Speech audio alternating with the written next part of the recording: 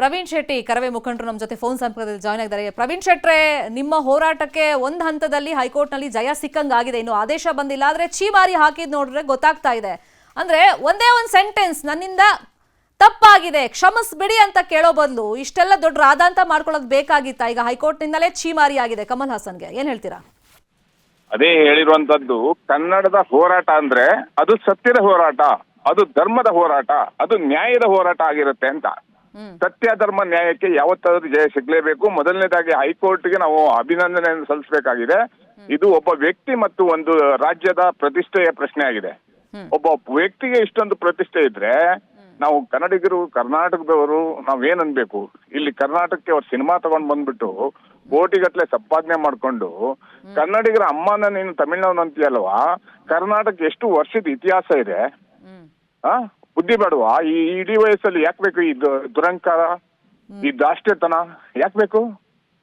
ಕನ್ನಡ ಇಲ್ಲ ನಾ ಕ್ಷಮೆ ಕೇಳಲ್ಲ, ಯಾಕೆ ಕ್ಷಮೆ ಕೇಳಲ್ಲ ಅಂದ್ರೆ ಒಂದು ಸಿನಿಮಾ ಯಾಕೆ ಬೇಕು ಇಲ್ಲಿ ಕರ್ನಾಟಕಕ್ಕೆ? ಕ್ಷಮೆ ಕೇಳಿದ್ರು ಬಿಡಬಾರ್ದು ಅವನಿಗೆ. ಅವನು ಹೈಕೋರ್ಟ್ ಮುಖಾಂತರ ನಾನು ಕನ್ನಡಿಗರ ಮೇಲೆ ಒತ್ತಡ ಹಾಕ್ತೀನಿ ಅಂತ ಅವನ ದುಷ್ಟತನ ಇವತ್ತು ಹೈಕೋರ್ಟ್ ನಮ್ಗೆಲ್ಲ ನ್ಯಾಯ ಕೊಟ್ಟಿದೆ ಅಂದ್ರೆ ತಪ್ಪಾಗಲ್ಲ. ಯಾವುದೇ ಕಾರಣಕ್ಕೂ ಅವ್ನ ಸಿನಿಮಾ ಬಿಡುಗಡೆ ಮಾಡಬಾರ್ದು. ಇಷ್ಟೊಂದು ದುರಂಕಾರ ವ್ಯಕ್ತಿಗೆ ಇವತ್ತು ಸರ್ಕಾರ, ವಾಣಿಜ್ಯ ಮಂಡಳಿ, ಎಲ್ಲಾ ಹೋರಾಟಗಾರರು, ಎಲ್ಲರೂ ಕನ್ನಡಿಗರು ಒಟ್ಟಾಗಿ ನಿಂತಿದ್ದೀವಿ. ಅದ್ರ ವಿರುದ್ಧ ಕನ್ನಡಿಗರ ಪರವಾಗಿ ಕೋರ್ಟ್ ನಿಂತಿದೆ ಅಂದ್ರೆ ತಪ್ಪಾಗಲ್ಲ ಅನ್ಸುತ್ತೆ. ಅಲ್ಲ, ಜಡ್ಜೆ ಹೇಳ್ಬಿಟ್ರಲ್ಲ, ನಾನು ಈ ಸಿನಿಮಾ ಆಕ್ಚುಲಿ ನೋಡ್ಬೇಕು ಅಂತಿದ್ದೆ, ವಿವಾದ ಎಲ್ಲ ಆದ್ಮೇಲೆ ನೋಡಬಾರ್ದು ಅಂತ ನನಗೆ ಅನಿಸ್ತಾ ಇದೆ ಅಂತ ಅವರು ಒಂದು ಮೆಸೇಜ್ ಕೊಟ್ಟಂಗಾಯ್ತು. ಜಡ್ಜು ಸಹ, ಎಲ್ಲರೂ ಸಹ ಇದನ್ನ ನೋಡ್ತಾ ಇದಾರಲ್ವಾ? ಎಲ್ಲರೂ ನೋಡ್ತಾ ಇರುವಾಗ ಇದ್ರ ಬಗ್ಗೆ ಇದಾಗತ್ತೆ. ಅಲ್ಲ, ಇವತ್ತಿನ ಪರಿಸ್ಥಿತಿಗೆ ನೀವೇ ಹೊಣೆ. ಬಂಡವಾಳ 300 ಕೋಟಿ 400 ಕೋಟಿ ಹಾಕೊಂಡಿದ್ದೀರಾ ಅಂದ್ರೆ ಸಿನಿಮಾ ತೊಂದರೆ ಆಗುತ್ತೆ ಅಂತ ಈ ಕೋರ್ಟ್ ಮೆಟ್ಲನ್ನ ಹತ್ತಿದ್ದೀರಾ. ನಿಮ್ಮ ಹತ್ರನೇ ಇದೆ ಉತ್ತರ, ಸೊಲ್ಯೂಷನ್ ನಿಮ್ಮ ಹತ್ರನೇ ಇದೆ. ಒಂದೇ ಸೆಂಟೆನ್ಸ್, ನನಗೆ ಗೊತ್ತಾಗದೆ ಮಾತಾಡ್ಬಿಡ್ತೀನಿ, ಸಾರಿ, ಅಷ್ಟೇ. ಈ ಸರ್ಕಾರ, ಕನ್ನಡ ಹೋರಾಟಗಾರರು, ಕನ್ನಡಿಗರು ಕ್ಷಮೆ ಕೇಳಬೇಕು, ಆಮೇಲೆ ಬಿಡುಗಡೆ ಮಾಡಿ ಅಂತ ನಮ್ದು ಇರೋದು ಒಂದೇ. ಕನ್ನಡಿಗರ ವಿರುದ್ಧ, ಕರ್ನಾಟಕದ ವಿರುದ್ಧ, ಕನ್ನಡ ಭಾಷೆ ವಿರುದ್ಧ ತಪ್ಪಾಗಿ ಮಾತಾಡಿದ್ರಾ ಅನ್ನುವಂಥದ್ದು ನಮ್ಮ ಒತ್ತಾಯ. ಅದನ್ನ ಮೀರಿ ನಾನು ಹೈಕೋರ್ಟ್ ಇಂದ ಆರ್ಡರ್ ತಗೊಂಡ್ಬಿಟ್ಟು ಪೊಲೀಸರನ್ನ ಕರ್ಕೊಂಡ್ಬಂದು ಕನ್ನಡ ಹೋರಾಟಗಾರರಿಗೆ ಲಾಠಿ ಚಾರ್ಜ್ ಮಾಡಿಸಿ ಜೈಲಿಗೆ ಹಾಕ್ತೀನಿ, ನಾನು ಸಿನಿಮಾ ಬಿಡುಗಡೆ ಮಾಡ್ತೀನಿ ಅಂತ ಆ ದ್ರಾಷ್ಟತನ ಇದೆಯಲ್ಲ, ಅದಕ್ಕೆ ಸರಿಯಾದ ಉತ್ತರವನ್ನ ಇವತ್ತು ಹೈಕೋರ್ಟ್ ಕೊಟ್ಟಿದೆ. ತುಂಬಾ ಖುಷಿ ಆಗುತ್ತೆ.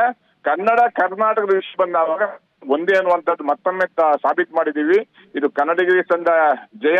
ಅದರಲ್ಲೂ ವಿಶೇಷವಾಗಿ ಕರ್ನಾಟಕ ರಕ್ಷಣಾ ವೇದಿಕೆ ನಾವೆಲ್ಲ ಸೇರಿ ಮೊದಲನೇ ವಿರೋಧ ಮಾಡಿರುವಂತದ್ದು ನನಗಂತೂ ತುಂಬಾ ಖುಷಿಯಾಗಿದೆ. ನಮ್ಮ ಪರವಾಗಿ ಸರ್ಕಾರ ನಿಲ್ತು, ಪೊಲೀಸ್ ಅಧಿಕಾರಿಗಳು ನಿಂತರು, ವಾಣಿಜ್ಯ ಮಂಡಳಿ ನಿಲ್ತು, ಎಲ್ಲಾ ಹೋರಾಟಗಾರರು ಬೆಂಬಲ ಕೊಟ್ಟರು. ತುಂಬಾ ಖುಷಿ ಆಗುತ್ತೆ. ಖಂಡಿತ ಇದಕ್ಕೆ ಕರವೆಗೂ ಕೂಡ ನಾವು ಎಲ್ಲಾ ಬಣದವರಿಗೂ ಅಭಿನಂದನೆ ಸಲ್ಲಿಸಲೇಬೇಕಾಗುತ್ತೆ. ಯಾಕಂದ್ರೆ ಒಗ್ಗಟ್ಟಿನ ಹೋರಾಟ ಇಲ್ಲಿ ಇಂಪಾರ್ಟೆಂಟ್ ಆಗುತ್ತೆ. ಸ್ಟೇಟ್ಮೆಂಟ್ ಕೊಟ್ಬಿಟ್ರು, ಸೋಷಿಯಲ್ ಮೀಡಿಯಾದಲ್ಲಿ ಟ್ರೋಲ್ ಆಯಿತು, ಅಷ್ಟಕ್ಕೆ ಸೀಮಿತ ಆಗಲಿಲ್ಲ. ನೀವು ಥಿಯೇಟರ್ಗಳಿಗೆ ಹೋಗಿ ಮಾಲೀಕರಿಗೆ ಎಚ್ಚರಿಕೆ ಕೊಡೋದು, ಪ್ರತಿದಿನ ಬೇರೆ ಬೇರೆ ಜಿಲ್ಲಾ ಕೇಂದ್ರಗಳಲ್ಲಿ ಪ್ರತಿಭಟನೆ ಮಾಡೋದು, ನಮ್ಗೆ ಎಷ್ಟು ಸಹನೆ ಇದೆ, ಅಷ್ಟೇ ನಮ್ಮನ್ನು ಯಾರಾದರೂ ಕೆಣಕಿದ್ರೆ ನಾವು ಸಿಡಿದು ಹೇಳ್ತೀವಿ ಅನ್ನೋದಕ್ಕೆ ಮತ್ತೊಂದು ಉದಾಹರಣೆ ಆಯಿತು, ಮತ್ತೊಂದು ಹೋರಾಟ ಆಗಿ ನಿಲ್ತಿದ್ದು.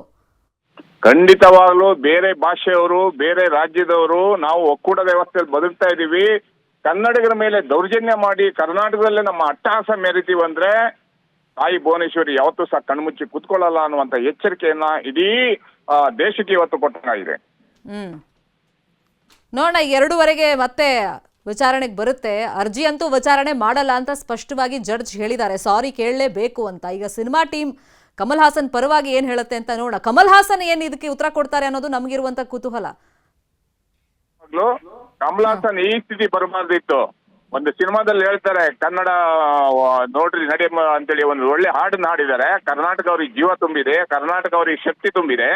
ಇಂಥ ಸಂದರ್ಭದಲ್ಲಿ ಕನ್ನಡಿಗರ ಮೇಲೆ, ಕರ್ನಾಟಕದ ಮೇಲೆ ದೌರ್ಜನ್ಯ, ಅವರು ನೋವಾಗೋ ರೀತಿ ವರ್ತನೆ ಮಾಡ್ಕೊಂಡಿದ್ದಲ್ವಾ, ಅದನ್ನ ತೀವ್ರವಾಗಿ ಖಂಡಿಸ್ಬೇಕಾಗುತ್ತೆ. ಇಡೀ ದೇಶ ಖಂಡಿಸ್ಬೇಕು, ತಮಿಳ್ನವರು ಖಂಡಿಸ್ಬೇಕಾಗತ್ತೆ.